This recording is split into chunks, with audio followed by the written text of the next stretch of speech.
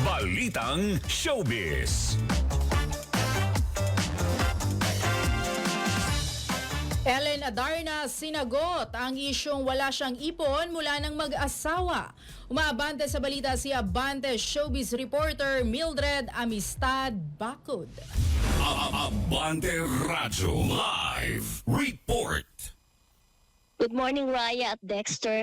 Laging may pa-Q&A si Ellen Adarna sa kanyang Instagram na makailan lamang ay nagpakatotoo na naman siyang sagutin ang ilang katanungan ng kanyang mga followers tulad ng kumakalat na chikang wala raw siyang ipon.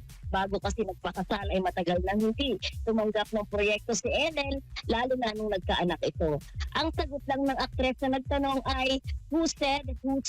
Paliwanag pa niya sa nagtanong patungkol sa saving ay hindi naman daw siya dumidepende sa anak ng mga anak. Anya, I do not depend on them. If they give, they give. If they don't, they don't. Simple, I don't demand. At sabi pa niya ay protected naman daw ang kanyang asset dahil nasa ilalim naman daw ito ng korporasyon. Isa pa sa mga tinanong kay Eden, kung wala rin ba itong balak, bumalik na lamang ng Cebu.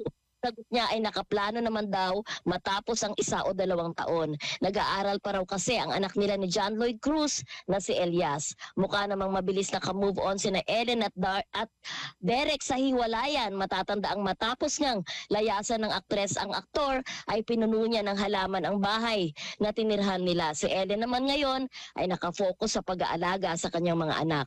At yan muna ang latest sa mundo ng showbiz. Ako si Mildred Amistad Bacud, Abante.